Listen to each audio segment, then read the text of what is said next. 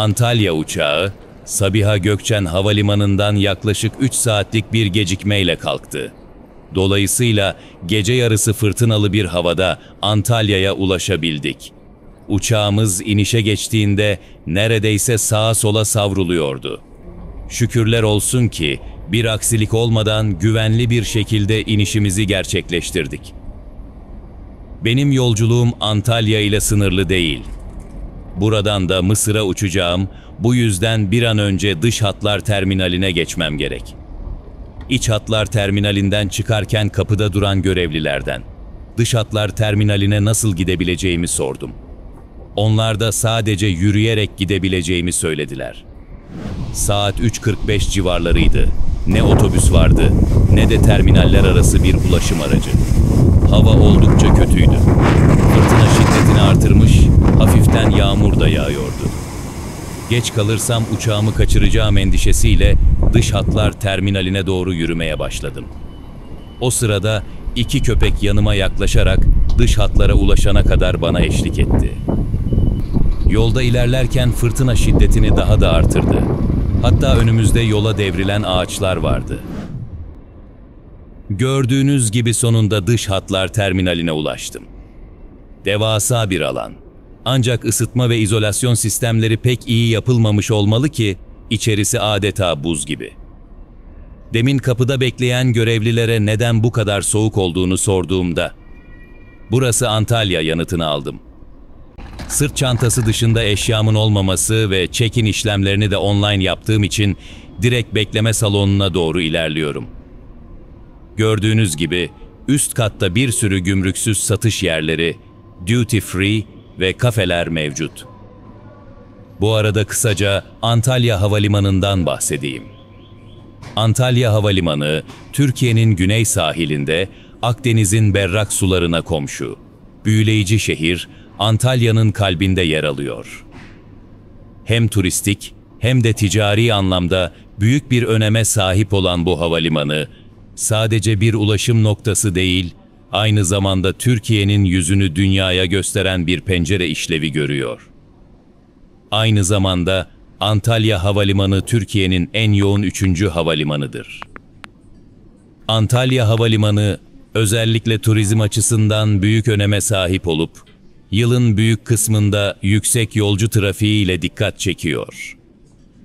Yaz sezonunda Türkiye'nin diğer büyük havalimanlarına, özellikle İstanbul Havalimanı ve Sabiha Gökçen Havalimanı'na yakın bir yolcu sayısına ulaşabilmektedir.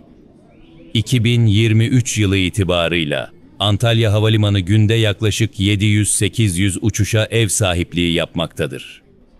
Ancak en yüksek uçuş sayısı özellikle yaz aylarında yaşanan yoğun dönemlerde çok daha yüksek olabiliyor. Örneğin bazı günlerde 1000'in üzerinde uçuş gerçekleştiği belirtiliyor. Bu tür uçuş yoğunlukları havaalanının kapasitesine, iç ve dış hatlar uçuşları ile charter seferlerine bağlı olarak değişkenlik gösterebiliyor. Örneğin 2024 Kurban Bayramı'nda Antalya Havalimanı'na neredeyse her dakikada bir uçak iniş yaptı veya havalandı. Yani Kurban Bayramı tatilinde Türkiye'nin en yoğun turist talebini Antalya yaşadı. Nüfusu 2,7 milyon olan Antalya'nın bayram nüfusunun yerli ve yabancı 1 milyonun üzerinde, tatilciyle 4 milyona ulaştığı ve Arefe günündeki uçak trafiği 1100 ile kayıtlara geçtiği belirtiliyor. Antalya Havalimanı sadece ulusal değil, uluslararası bir ulaşım merkezi olma özelliğine de sahip. Özellikle Rusya, Almanya ve İngiltere gibi ülkelerden gelen uçuşlarla yoğunlaşan dış hatlar terminali, Antalya'nın global turizm pazarındaki yerini pekiştirdiği, ayrıca önemli bir kargo merkezi olup, ticaret ve iş dünyası içinde kritik bir role sahip olduğu belirtiliyor. Öte yandan umarım yakın zamanda bu dış hatlar terminali ile iç hatlar terminali arasında 24 saat çalışan raylı sistemli veya otobüslü yolcu taşımacılığı yola konulur. Böylece iç hatlardan gelen yolcular benim gibi gece yarısı, üstelik fırtınalı havada 3 kilometre yolu yürüyerek geçmek zorunda kalmazlar. Neyse, gelelim asıl konuya. Birkaç ay önce, bayrak taşıyıcı havayolu şirketimiz, Türk Hava Yolları'nın ardından Pegasus Hava Yolları da Kahire Sphinx Uluslararası Havalimanına sefer başlattı. Ben de kısmet olursa Mısır gezime bu havalimanından başlayacağım.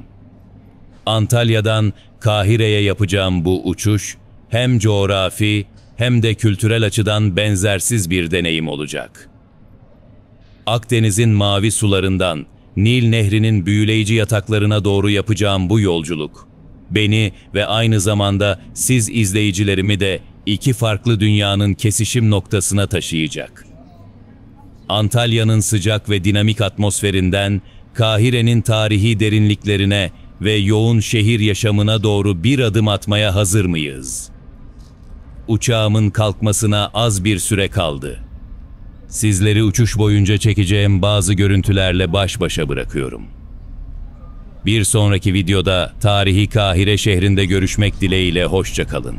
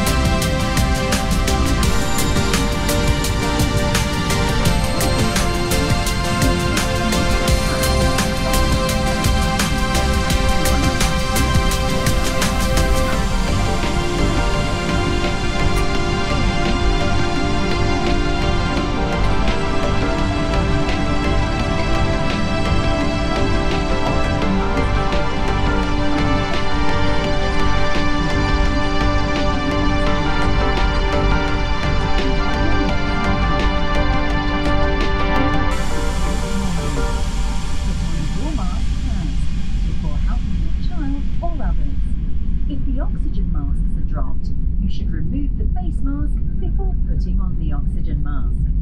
Allahu Ekber, Allahu Ekber, Allahu Ekber. Subhanellezî sehhara lana hâzâ ve mâ kunnâ lehu muqrinîn ve innâ ilâ rabbina lemunqalibûn.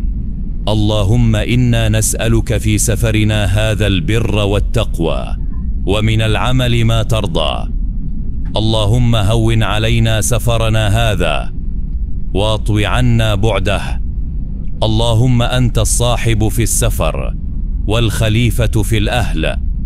Allahümme inni a'ûzu bike min wa'thâ'i's sefer ve keâbetil manzari ve su'il munqalabi fil mâli vel-ehl. Bunu bize lütfeden Allah her türlü noksandan uzaktır. Onun lütfu olmasaydı biz buna güç yetiremezdik. Şüphesiz biz Rabbimize döneceğiz. Allah'ım, bu yolculuğumuzda senden iyilik, takva ve rızana uygun işler istiyoruz. Allah'ım, yolculuğumuzu bize kolaylaştır, uzağını yakın eyle. Allah'ım, yolculukta sahibimiz, ailemize vekilimiz sensin. Allah'ım, yolculuğun sıkıntılarından, kötü duruma düşmekten, dönüşte malımı ve ailemi kötü bir durumda bulmaktan sana sığınırım.